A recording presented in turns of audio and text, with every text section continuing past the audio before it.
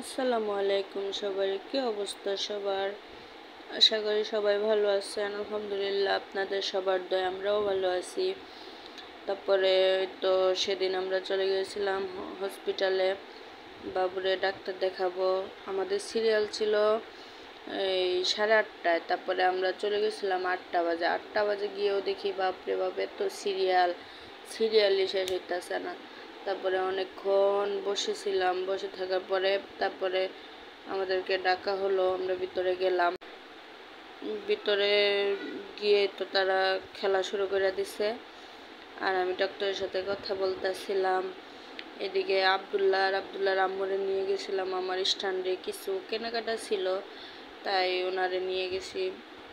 ভাবলাম ভাবি চলো দুজন একসাথে কিছু কেনাকাটা করে তারপরে চলে আসব।